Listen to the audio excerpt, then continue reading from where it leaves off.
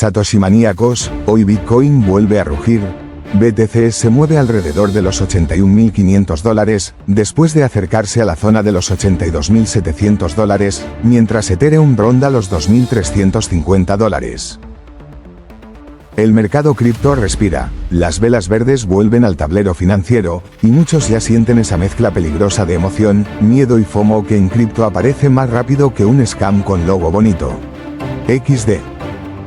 Pero cuidado, porque hoy la historia no es solo que Bitcoin sube. Hoy hay dos lecturas encima de la mesa: o Bitcoin está empezando otra subida limpia, o los titanes están aprovechando esta fuerza para cambiar las reglas del ciclo desde dentro. Y aquí entran tres piezas que no podemos mirar separadas. Primera pieza: Bitcoin recupera la zona fuerte de los $80.000. Segunda pieza: Michael Saylor abre la puerta a vender una pequeña parte de BTC para inocular al mercado. Tercera pieza: Morgan Stanley y Wall Street siguen entrando en el circuito financiero cripto, no como visitantes, sino como jugadores que quieren controlar parte de la infraestructura. Ayer o anteayer el mercado parecía cansado. Bitcoin venía peleando con los $80.000 como si esa zona fuera una muralla, muchos traders seguían mirando el gráfico con desconfianza, y el entorno cripto parecía atrapado entre duda, liquidez y tensión macro. Pero entonces Bitcoin aguanta, vuelve a presionar hacia arriba, y justo en ese momento aparecen Saylor, Morgan Stanley, Coinbase, regulación y Wall Street moviendo piezas al mismo tiempo. Por lo cual, Satoshi maníacos, esto ya no parece una simple vela verde. Parece una señal de cambio de fase. Y aquí va la regla de riesgo antes de seguir: si Bitcoin pierde con fuerza la zona de los $80.000, el movimiento puede enfriarse rápido. En cripto una subida emociona, sí, pero una mala pérdida de soporte te cambia la película en 5 minutos. Así que nada de perseguir el precio como si Bitcoin estuviera regalando entradas VIP al bull market. Ahora viene el primer golpe importante del guión: la subida de Bitcoin importa, pero lo más grande está debajo del precio. Lo que estamos viendo es cómo el capital institucional, la banca internacional, los mercados financieros y los grandes actores empiezan a tratar Bitcoin no solo como un activo para comprar, sino como una pieza dentro de la nueva arquitectura del dinero. Michael Saylor, el gran símbolo del comprar Bitcoin y no vender, dijo que Strategy podría vender algo de BTC para financiar dividendos y demostrar que el mercado puede soportarlo. Y esto, dicho así, parece pequeño. Pero no lo es. Porque durante años, Saylor fue la imagen de la acumulación extrema. Strategy acumuló más de 818.000 BTC, una cifra brutal, una montaña de Bitcoin que convirtió a la empresa en una especie de fortaleza corporativa dentro del ecosistema. Entonces, cuando Saylor dice que podría vender una parte, no significa necesariamente que abandone Bitcoin. Significa algo más fino. Está intentando cambiar la psicología del mercado. Antes el mensaje era: Bitcoin se compra y no se toca. Ahora el mensaje empieza a aparecer: Bitcoin puede usarse como herramienta financiera, como tesorería, como colateral, como estructura de crédito y como pieza corporativa. Y eso, criptonautas, ya es otra fase del ciclo. Porque una cosa es acumular BTC como reserva. Otra muy distinta es construir productos financieros alrededor de Bitcoin. Dividendos, liquidez, deuda, crédito, derivados, fondos, custodia, trading institucional.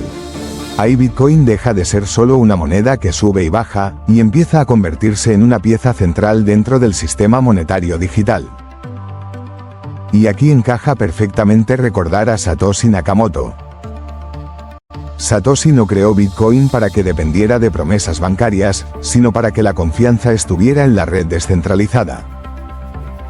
Lo irónico es que ahora los bancos, los fondos de inversión y los gigantes financieros quieren construir sus propios productos alrededor de esa misma red que nació precisamente para no pedir permiso. Mientras tanto, entra Morgan Stanley. Y esto también es enorme.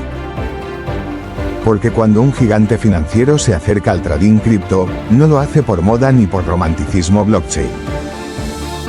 Lo hace porque ve clientes, ve demanda, ve comisiones, ve flujo de capital, ve liquidez y ve que Bitcoin, Ethereum y el universo blockchain ya no son un rincón raro de Internet. Morgan Stanley no entra a mirar. Entra a competir. Y cuando Wall Street entra a competir, el tablero cambia. Más acceso puede traer más capital. Más capital puede traer más liquidez. Más liquidez puede empujar el precio. Pero también trae algo más: control de la experiencia, productos empaquetados, intermediarios, reglas, comisiones y una cripto cada vez más parecida al sistema bursátil tradicional.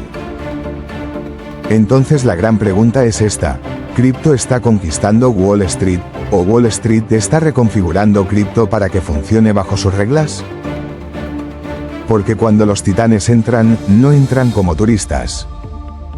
Entran para ocupar espacio. Entran para ordenar el mercado. Entran para decidir qué producto se ofrece, quién lo custodia, cómo se cobra, cómo se regula y qué parte del usuario queda dentro de su infraestructura financiera. Y ahí está la tensión del día. Bitcoin sube, sí. Pero debajo del precio estamos viendo una pelea por la estructura. Ahora conectemos esto con Coinbase y la regulación. Cointelegraph recoge que Coinbase fue demandada por fondos congelados vinculados a un robo de $55 millones en DAI.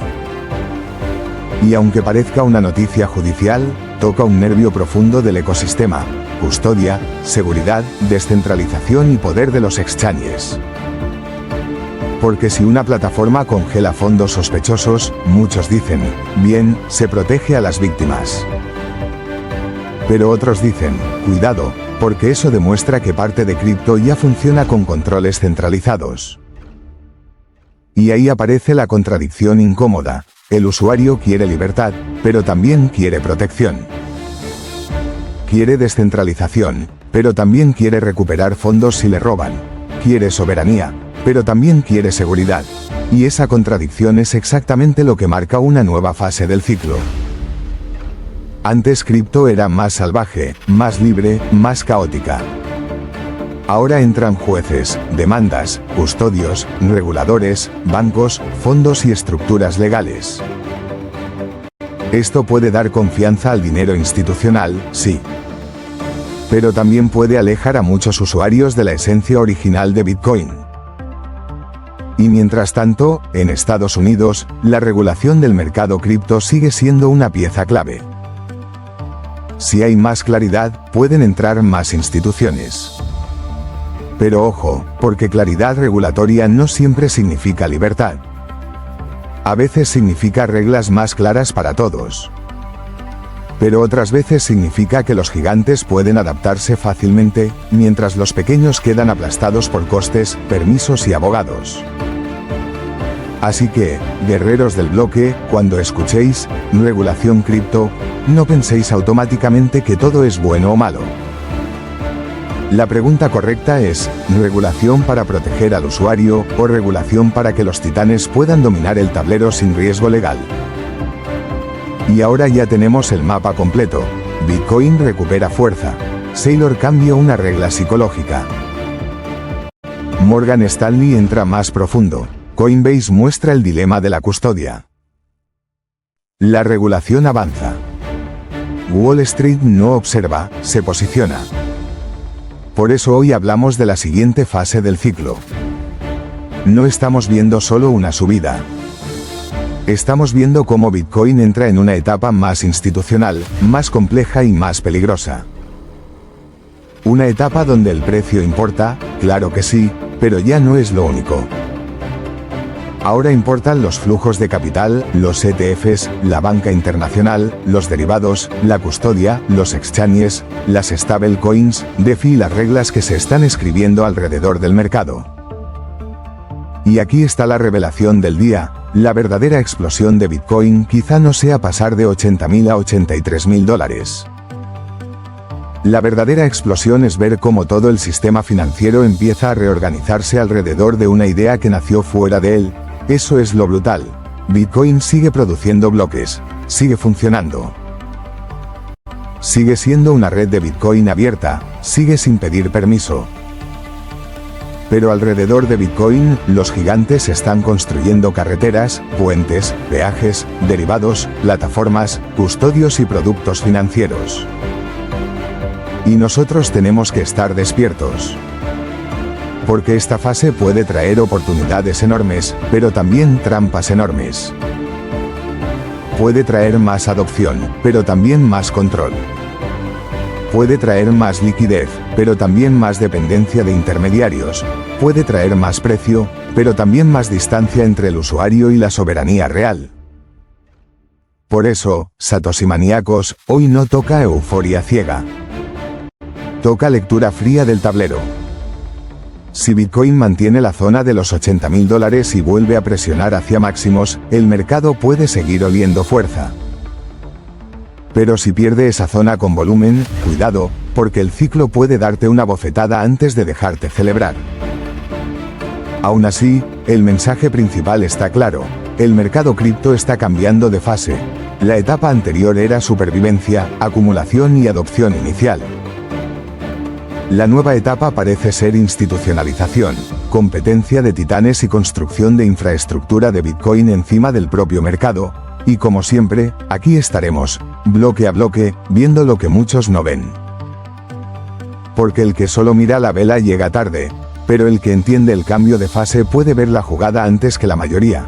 Si este vídeo te ayudó a entender lo que hay detrás de esta subida de Bitcoin, deja tu like, suscríbete, activa la campana y quédate cerca, porque Wall Street sigue entrando. Saylor acaba de mover una pieza psicológica enorme, Morgan Stanley ya pisa terreno cripto, y nosotros seguimos aquí, vigilando el tablero como compañeros de batalla. Nos vemos en el próximo vídeo, guerreros del bloque XD.